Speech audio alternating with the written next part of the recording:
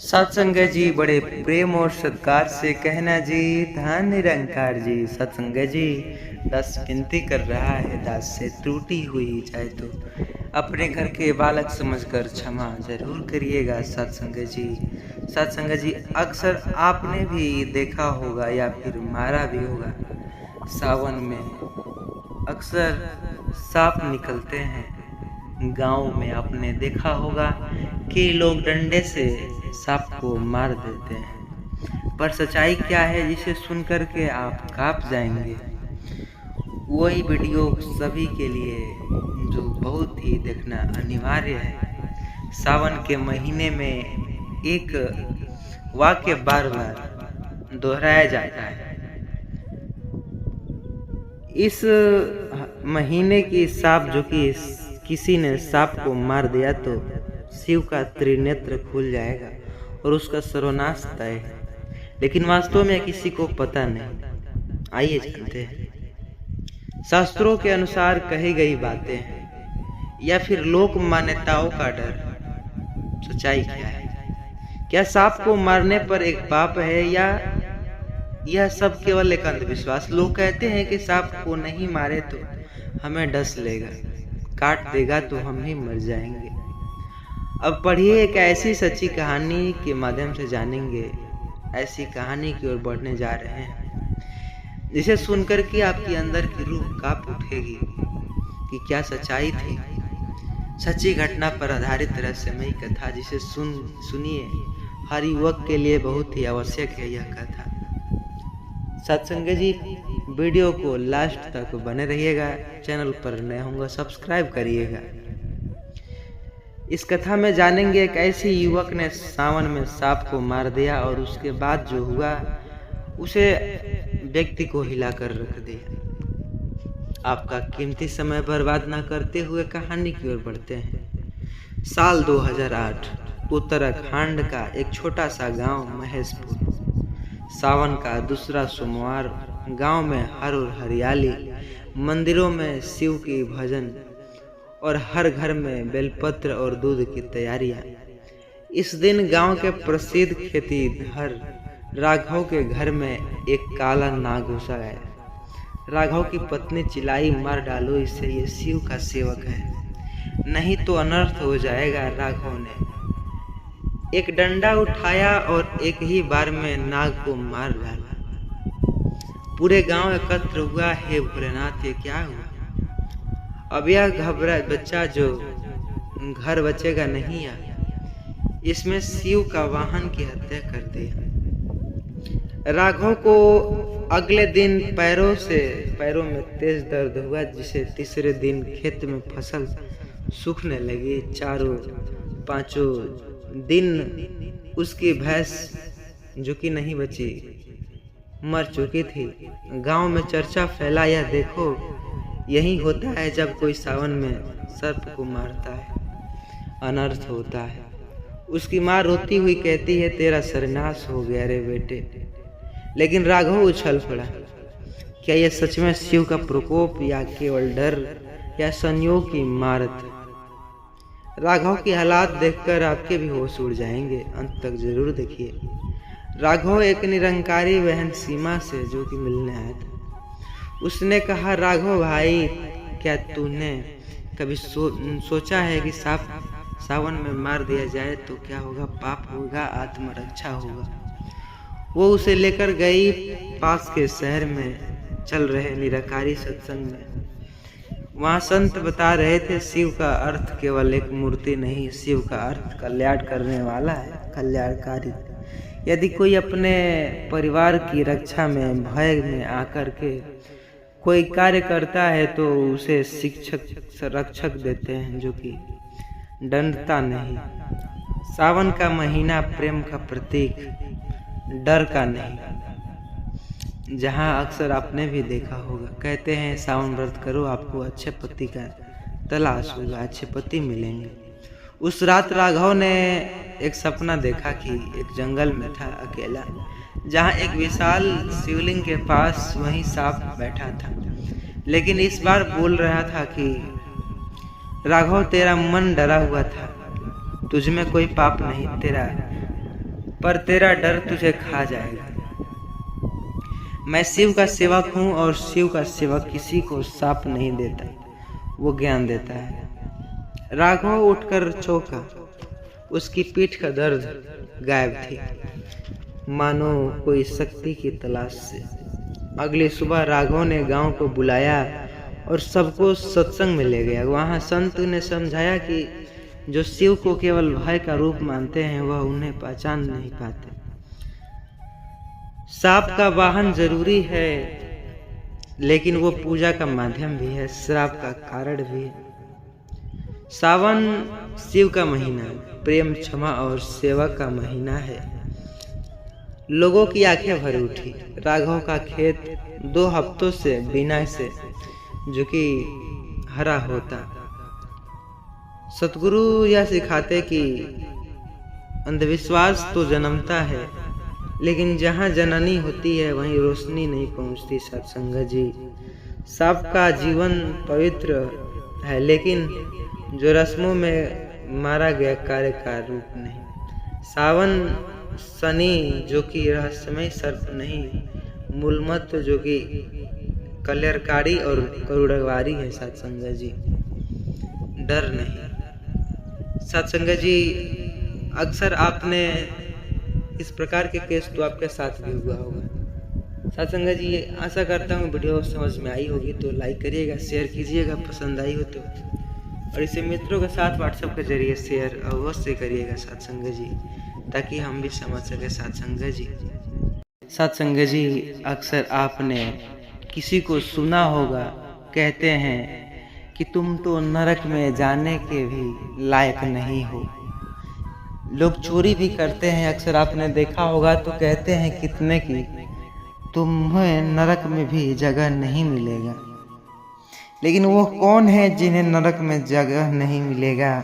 हमारा समाज अक्सर यह तय कर देता है कि कौन स्वर्ग है क्या अधिकार है और कौन नरक का अधिकार है। क्या वो जो जेल गया वो पापी, जो शराब पीता वह जो नरक का पात्र होगा? जो समाज में बदनाम है वह नरक का पात्र, वो जन्म से ही भ्रष्ट। लेकिन प्रश्न यह ही है, क्या सच्चाई है? आज इस वीडियो में जानेंगे बिना कुछ देरी किए। आपका कीमती समय बर्बाद न करते हुए एक ऐसी कहानी के माध्यम से समझेंगे जिसे सुनकर के आपकी रूह कांप उठेगी।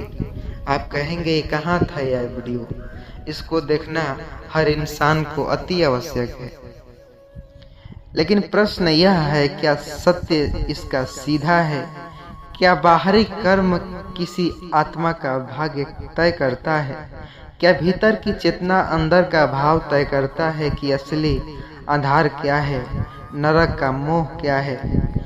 अब सुनिए एक ऐसी सच्ची घटना पर आधारित कहानी जो एक ऐसी गांव की है जिसे सत्य से आधारित किया गया है, जिसे सुनकर के आपकी आत्मा भी कांप उठेगी और आपकी आत्मा पूछेगी, क्या मैं भी नरक या स्वर्ग?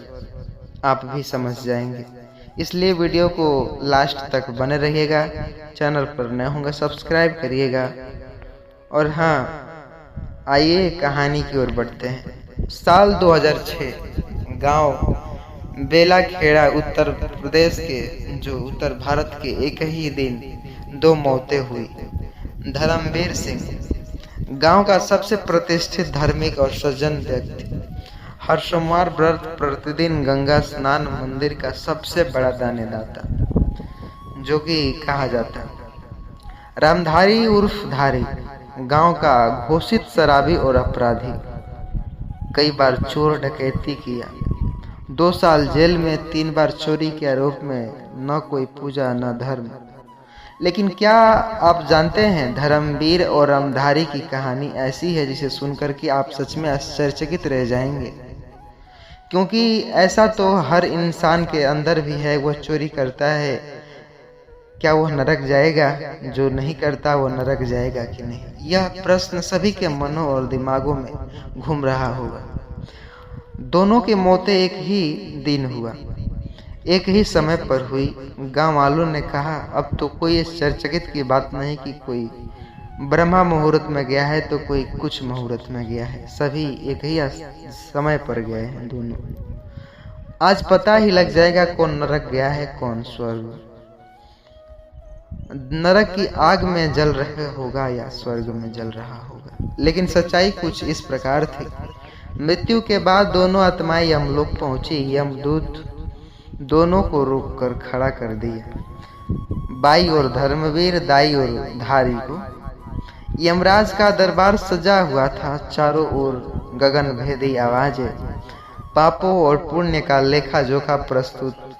यमराज बोले, धर्मवीर तुम्हारा नाम प्रतिष्ठित है, लेकिन देखना होगा तुम्हारी आत्मा क्या कहती है। धर्मवीर आगे बढ़ता गया, उसके साथ जो थे स्वर्ण मुकुटधारी देवदूत। लेकिन जैसे ही कर्मों का लेखा खोला गया, सबके चेहरे के रवैया उड़ गए। उसकी आत्मा से आवाज आई, मैंने कभी किसी भूखे को खाना नहीं दिया, मैंने कभी किसी विधवा को पीड़ा नहीं सुनी। मेरा हर दान हर व्रत दिखावे के लिए था, मंदिर में दिया, लेकिन घर के बेटी को ताना मार दिया। गीता पढ़ी पर सतगुरु को पहचानना था कि सत्संग आया है पर केवल दिखावे या कुछ और के लिए। यह सब सुनकर यमराज बोले, तू बाहरी धर्मी था लेकिन भीतर से खोखला। तेरी जगह नरक में है, और ये नरक कोई आग की जगह नहीं बल्कि वो अंधकार है जिसमें तू जन्मों तक भटकेगा। अब बारी है धारी की, जो चोर डकैती किया करता था। लोगों ने कानों में अंगुली डाल दी थी, अब पापों की लिस्ट पड़ी जाएगी। लेकिन धारी की आत्मा से जो निकला वो सबने सन कर दिया। मैं पापी जरूर हूँ गुरु, पर मुझे एक बार सतगुरु की कृपा अवश्य मिली थी। जेल में एक सेवक आया जिसने कहा, ईश्वर को पहचान लिया, वो रूप में नहीं निराकार है। सत्संग जी, मैंने गुप्त रूप से हर रात उसी की प्रार्थना की, हे निराकार मुझे रास्ता दिखा। मैंने चोरी छोड़ी, धीरे धीरे नशा छोड़ा और दोनों अनाथ बच्चों को पढ़ा लिखा दिया। किसी को पता भी नहीं चला, पर मैंने भीतर से बदला शुरू कर लिया। यमराज चुप थे, धारी रो रहा था। मैं बाहरी रूप से बुरा था पर भीतर से दीवाना बन गया था प्रभु। अब यमदूत मौन थे। यमराज बोले, धर्मवीर तेरा जो स्वर्ग बाहर था लेकिन भीतर नरक था, और धारी तेरा नरक बाहर है और भीतर प्रकाश जाग गया है। फिर आकाश में दिव्य प्रकाश उतरा जिसने कहा, जहाँ निरंकार को प्रेम है वहाँ नरक जल जाता है, और जहाँ केवल पखंड है वहाँ स्वर्ग भी राख हो जाता है। 3 दिन बाद गांव में एक सत्संगी को सपना आया जिसमें धारी कह रहे थे, मुझे माफ कर दो, लेकिन अब मैं आनंद में हूँ, सतगुरु ने मुझे मोक्ष कर दिया। वह व्यक्ति उठा और गांव में घोषणा कर दिया, जिसे हम नरक का अधिकारी समझते थे वहीं आत्मा का प्रकाश में बन गया है। लोगों ने मूर्खता पर सिर झुका लिया। नरक कोई भौगोलिक स्थान नहीं, वह हमारी अंतर चेतना का अंधकार है, और मोक्ष जोड़ने का कोई उड़ने की प्रक्रिया नहीं, वह सतगुरु की पहचान है और परमेश्वर की स्थिरता है। सत्संग जी, नरक में कौन गया, सज्जन या अपराधी? सतगुरु ने बताया, असली सच यही है। सत्संग जी, आशा करता हूँ या आप वीडियो को पसंद किए होंगे तो लाइक करिएगा, कमेंट करिएगा, और इसे मित्रों के साथ व्हाट्सएप के जरिए शेयर ज़रूर करिएगा। और चैनल को अभी तक सब्सक्राइब नहीं किए हैं तो आपसे बड़ी मूर्ख कोई नहीं है, क्योंकि यहाँ पर मिलते हैं बहुत ही अच्छे अच्छे ज्ञान, जिसे सुन करके आपकी संतुष्टि मिट जाएगी।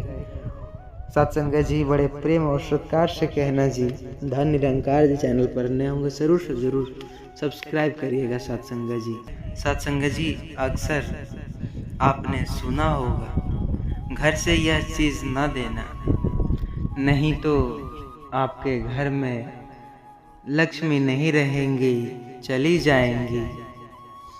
सत्संग जी, अक्सर आपने भी अपने कानों से सुना ही होगा, पर क्या सच्चाई है सुन करके आप भी दंग रह जाएंगे सत्संगा जी। यह सच बात है, घर की 5 चीजें दूसरों को नहीं देने चाहिए। वो कौन से 5 चीजें हैं, आज के इस वीडियो में एक कहानी के माध्यम से सत्संग जी जानेंगे कि देने से क्या होता है सत्संग जी, और कौन कौन से चीज़ें देने से घर की बरकत चली जाएगी, लक्ष्मी रुष्ट हो जाएंगी, गरीबी घर में घुस जाएंगी। यह बात सुनी मेधा ने अपने बचपन से।